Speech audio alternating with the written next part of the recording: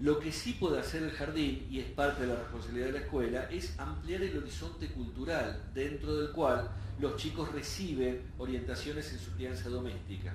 Y si reciben orientaciones en una creencia religiosa, en un modo de ser varón, en un modo de ser mujer, a través de la literatura, el juego, las actividades del jardín, lo que podemos hacer nosotros es ampliar el horizonte, no para decirles este es mejor que el tuyo, sino simplemente para decir existen otras alternativas.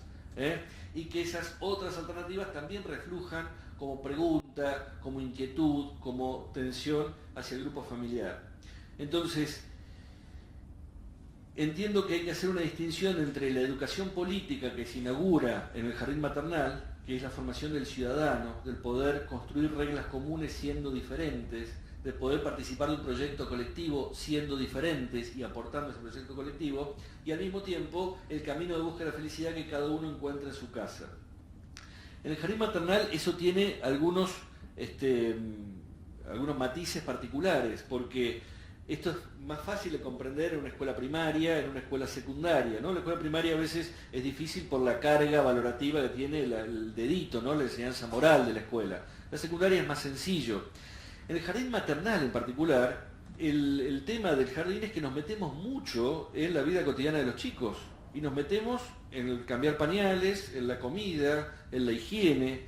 Muchos de los criterios de búsqueda de la felicidad que cada familia encuentra y defiende en su núcleo doméstico llegan al jardín como una diversidad donde la maestra dice, ¿y está bien que esta madre le dé de comer eso? ¿Y está bien que esta madre lo vista de ese modo? ¿Y está bien que esta madre use tal lenguaje? Entonces ahí es donde esa tensión entre ciudadanía y felicidad se hace bastante más problemática, bastante más tensa. Yo creo que uno de los modos de meter la cuchara en esa tensión es poder distinguir 4 posicionamientos que las instituciones pueden tener en relación con los chicos y con las familias. Por un lado, la normativa escolar establece siempre aquello que es obligatorio y aquello que está prohibido. Me parece que ahí hay 2 posicionamientos que son bastante habituales en la normativa. ¿Qué es lo que la escuela o el jardín maternal puede establecer como prohibido, como obligatorio? Aquello que está directamente vinculado con su función y con la preservación de los derechos de cada uno dentro de ese ámbito, ¿no? Es decir, con la tarea y con la convivencia. Y uno tiene que decir, pensemos nuestras regulaciones prohibiendo y obligando en aquellos terrenos donde claramente estamos defendiendo la tarea y estamos defendiendo la convivencia y la diversidad. Hay otros 2 posicionamientos que están en el medio entre la prohibición y la obligatoriedad, que son los permisos y las promociones. Cuando me refiero a permisos, es todo lo que la escuela permite que se haga, incluso con su silencio, ¿no? Cuando la escuela no obliga a que los padres estén vestidos de cierta manera, o cuando la escuela no plantea que hay un modo de resolver ciertas cuestiones, está permitiendo, cualquiera es válida. Las promociones son aquellas cuestiones en las que la escuela valora alguna cuestión, pero no tiene territorio, no tiene legitimidad para establecerla como obligatoria. En todo caso, lo que hace es promoverla. La escuela no puede obligar a las familias a que vayan a un museo, pero es pertinente que la escuela promueva que las familias vayan a museos. Y entonces, ¿qué hace la escuela? Les propone, les manda notitas, dice, mira, hay un museo que hacer, que hay una muestra interesante. Para nadie es obligatorio, pero lo promovemos porque nos parece útil, rico. Si nosotros miramos las 4 posiciones, podemos pensar entonces que ante muchas de las tensiones en esta relación entre la felicidad y la ciudadanía, entre lo doméstico y lo público, tendríamos que evaluar en qué posición ubicar cada tema, ¿no? Pienso, por ejemplo, en torno al alimento. En el libro de este Casa y Jardín tomó el caso de una escuela en La Pampa, donde la escuela establece como obligatorio que los chicos lleven comida sana y están prohibidas las golosinas. Y una madre se niega porque quiere que su hijo coma bien y le lleva alfajores.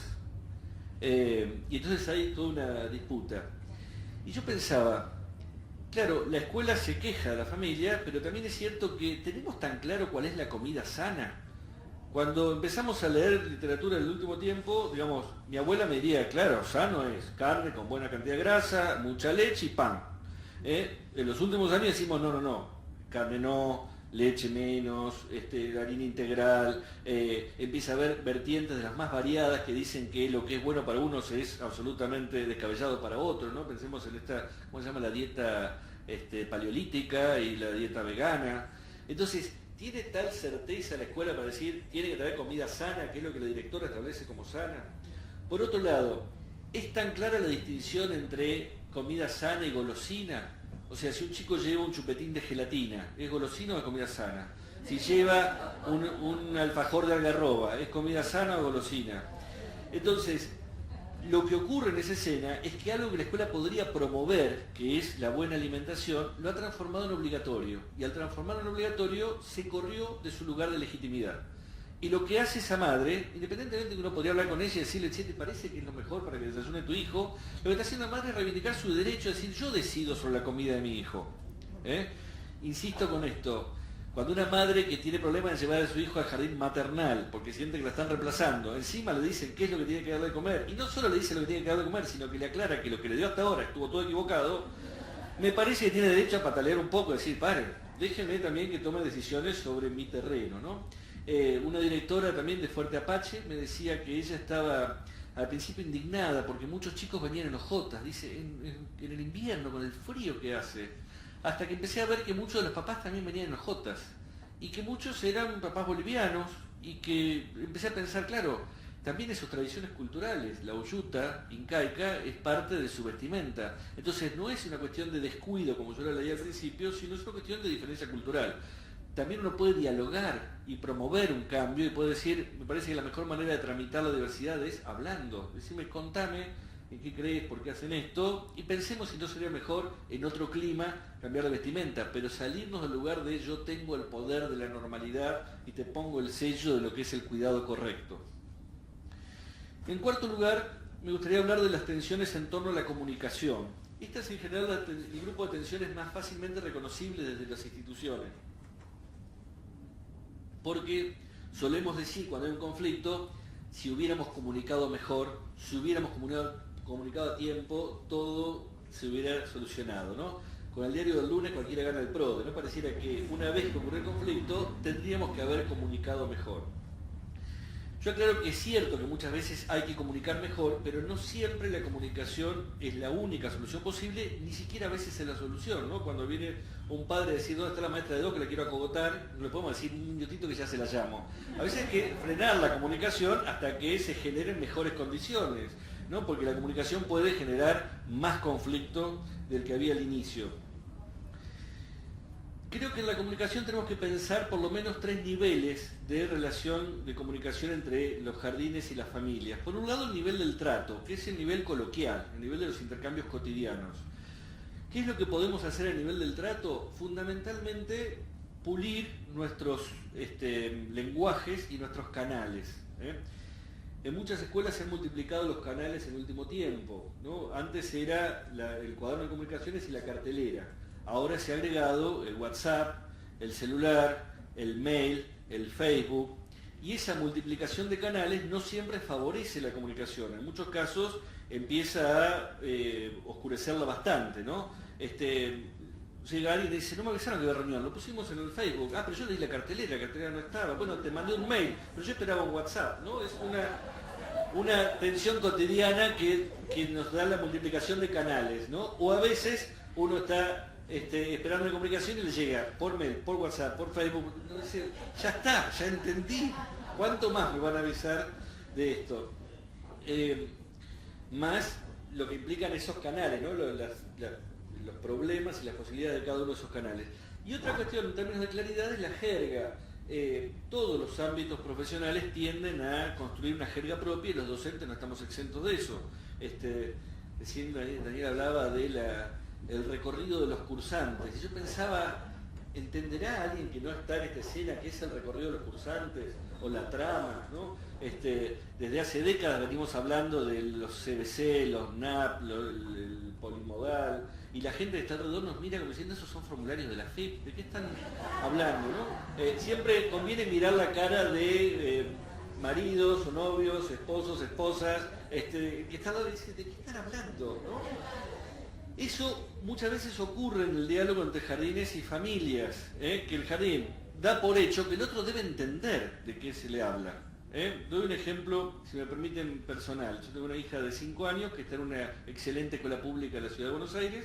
un jardín público, y cuando entró al jardín, hace unos años, tuvimos nuestro periodo de adaptación y todos los días nos cambiaban el horario de entrada. Un lunes llego a las 2:30, que era el horario del viernes, y veo que están todos adentro. Y digo, ¿qué pasa? ¿Hoy había que venir antes? Y la coordinadora me dice, sí, mandamos notita. Yo dije, uy, no leí la notita. Bueno, voy al cuaderno, busco la notita y en ningún lado la notita decía, llega a las 2. Entonces cuando lo voy a retirar, estaba otra mamá en la vereda y le digo, ¿cómo llegó la nota de que había que venir a las 2 hoy? Y me dice, no, lo que pasa es que la notita decía, el lunes los esperamos en la ronda con los chicos más grandes. Y la ronda con los chicos más grandes es a las 2. Claro, pero tenías que ser padre de un hermano para poder entender la notita.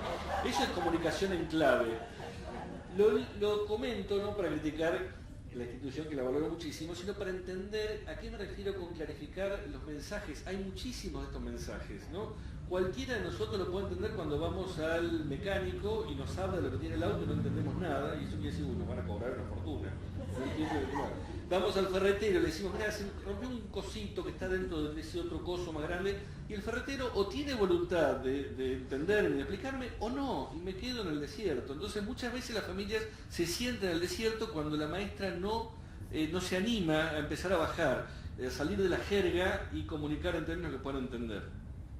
El otro nivel, un segundo nivel, es el nivel del contrato, que es el conjunto de expectativas recíprocas que tienen las familias sobre el jardín y el jardín sobre las familias.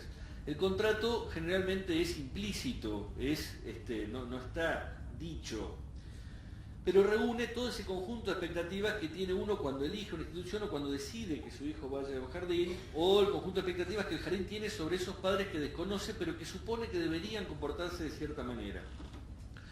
¿Cuándo se hace visible el contrato? Cuando se rompe. Cuando alguien hace algo que nos suena raro, descabellado, decimos, ¿qué pasó? Nunca me imaginé que iba a pasar esto, ¿no? ¿Por qué actuó como actuó? ¿Por qué dijo lo que dijo? Entonces, cuando se rompe, aparece un reclamo, decir, mirá, yo no me imaginaba que una maestra iba a hablar de ese modo, yo no me imaginaba que el jardín iba a tomar esa decisión, o el jardín dice, nunca pensé que ustedes iban a actuar de tal manera. El nivel del contrato es un nivel siempre conflictivo porque emerge cuando se rompe, pero al mismo tiempo es el nivel que nos permite construir contrato. Porque cuando algo se quiebra, nos permite pensar, bueno, ¿cómo reacomodamos para poder comunicar nuestras expectativas? Esas expectativas que son supuestas, son implícitas, tenemos que comunicarlas en el nivel del trato para ir enriqueciendo el contrato. Eso nos pasa muchísimo en todas las instituciones. Suponer que el otro sabe lo que yo espero de él. Suponer que el otro sabe. Y en el contrato aparece esta contradicción. El tercer nivel es el nivel que podríamos llamar del sustrato, que es el conjunto de representaciones, ideas, el imaginario, ¿no? Toda la carga ideológica y valorativa de cada uno de los sujetos que está en la institución escolar y de cada uno de los grupos familiares. Y ese sustrato emerge cuando hay alguna frase que se desliza, alguna actitud que se desliza. En una escena que analizaba en una escuela primaria, una madre se va a quejar a la escuela porque a la hija le hacen limpiar los bancos cuando termina la actividad, y ella no piensa que si se turnan a limpiar los bancos están haciendo parte del trabajo escolar, sino dice, yo la mando a mi hija a la escuela para que no haga un trabajo de sirvienta. Y uno puede pensar, claro, ¿qué hay de ahí detrás? Que la escuela me tiene que sacar del trabajo manual, que la sirvienta es aquella que no pudo ir a la escuela, y que entonces yo pago la cuota para que otro limpie la suciedad de mi hija. No, el sustrato es aquello que emerge como ideología, como ese imaginario en el cual el trabajo del jardín es meterse. Si nosotros queremos construir una sociedad pluralista, inclusora, justa y solidaria, en el contexto de una sociedad que es discriminatoria, maltratadora, abandónica, lo esperable es que emerjan frases, actitudes de un sustrato ideológico con el cual tenemos que dialogar. Pero dialogar no significa decir te equivocaste, sino significa armar proyectos para meternos en el sustrato. Todo el proyecto que vamos trabajando en el jardín será para poder conmover algo de esa idea que está circulando por los grupos familiares, porque precisamente nuestro trabajo con la comunidad es propiciar otro tipo de relaciones sociales desde el jardín. En quinto lugar y por último menciono las tensiones en torno a la cooperación, que son en general las que más fácilmente reconocen los grupos familiares, porque me refiero a aquellas acciones conjuntas que hacen familias y jardines con tareas diferenciadas, pero aportando a resolver problemas comunes. Muchas veces los padres se quejan de, nos llaman del jardín para salvar las papas, o nos llaman para hacer lo que ellos decidieron que hagamos, o nos llaman para poner plata, o nos llaman para aplaudir en el acto, pero no nos llaman para poder pensar juntos cómo solucionamos los problemas. ¿Y por qué los jardines llaman poco a los grupos familiares? Porque abrir las instancias de participación siempre es un proceso problemático. Si nosotros vamos a pedirle a los padres que opinen, seguramente vamos a tener un periodo menos eficiente que si decidimos de acuerdo a criterios técnicos. Y esto me parece que explica por qué muchas instituciones son renuentes a participar. ¿Cómo aprendemos a participar en la sociedad? ¿Cómo aprendemos cualquier cosa? Participando. Aprendimos a andar en bicicleta, andando en bicicleta, y aprendimos a nadar, nadando. Pero cuando anduvimos en bicicleta nos dimos porrazo, y cuando las primeras veces que nadamos tragamos agua. Cuando aprendemos a participar, participamos como la mona. O sea, se participa mal, hasta que más o menos empezamos a participar bien. Cuando una institución quiere cooperar con los grupos familiares y abre instancias de participación, lo esperable es que las cosas no funcionen fluidamente, que las cosas funcionen medianamente mal, que los padres no vengan, que vengan más, que uno agarre el micrófono y no lo suelte, que otro se meta en cuestiones que no debería meterse. Pero llevará un tiempo esta educación política de los grupos familiares para poder entender cómo participamos acá. A mí me parece que muchas directoras dicen es preferible que yo tome una buena decisión con criterios técnicos y la comunique, y eso hace que muchas escuelas funcionen bien hasta que se va la directora. Cuando la directora pide traslado, se jubila, la escuela se cae. ¿Por qué? Porque todo estaba basado en que una tomaba buenas decisiones. En cambio, cuando hay un proceso participativo y la cooperación entre grupos familiares y jardín es algo que va generando una cultura política de participación y de cooperación, entonces esas instituciones tienen mayores posibilidades de seguir adelante con su proyecto independientemente de las personas. En un contexto en el que nuestra cultura política local no nos ha formado para cooperar ni para participar en proyectos colectivos, ¿no? Tenemos a veces enormes dificultades para esto, y precisamente en el nivel del sustrato el trabajo del jardín debería ser invitar a poder vincularnos de otro modo con lo público. Cierro porque creo que ya me fui pasando del tiempo. Me parece que, retomando lo que decía al principio, el primer desafío en nuestra relación con los grupos familiares es poder salirnos de esas representaciones edulcoradas del pasado idílico de las familias y del pasado idílico de la relación. Después tenemos por delante estas oportunidades que se construyen en lo que queda del día a día. El día a día vamos tomando un montón de decisiones, muchas de ellas serán más o menos acertadas y muchas de ellas serán espantosas, porque en la cotidianidad de las instituciones nos equivocamos numerosas veces. Pero lo que queda del día a día es aquello que pensamos después de habernos equivocado, y aquello que podemos construir como criterio, como mirada, como concepto que nos permita entender lo que va pasando. Hoy, como siempre, hay grupos familiares donde hay abuso, maltrato, abandono, violencia. El posicionamiento de las instituciones ante esos casos es un posicionamiento necesariamente de denuncia, de intervención. Cuando un chico es maltratado y recibe en el jardín silencio, está maltratado nuevamente porque no hay nadie que se ocupe de él. Pero también es cierto que como instituciones tenemos que aprender a leer el maltrato, tenemos que aprender a vincularnos con nuestras cuestiones, y esto implica un proceso por el cual estamos transitando. Lo digo también porque hubo un episodio el año pasado, si no recuerdo mal, en una escuela de Flores, donde se culpó a la directora y a la maestra de no haber leído los indicadores de maltrato. Creo que se trata de desafiarnos como institución a aprender a hacerlo y hacernos cargo, pero eso implica también un tiempo de preparación que tenemos que darnos. Y creo también que, así como tenemos que revisar nuestras fantasías del pasado, tenemos que revisar nuestras fantasías del futuro. No vamos a lograr una relación armónica con todos los grupos familiares. Si nosotros suponemos que vamos a ir de sonrisa en sonrisa disfrutando el vínculo con las familias, estamos fritos. Estamos fritos. A veces esa imagen idílica del futuro es lo que rompe los vínculos de amistad, las relaciones amorosas, porque decimos, claro, si no es perfecto, no me sirve. Lo esperable es que en el espacio público del jardín tengamos conflictos permanentemente. ¿Por qué hay conflictos en las instituciones? Porque hay gente. Si eliminamos la gente no va a haber más conflictos.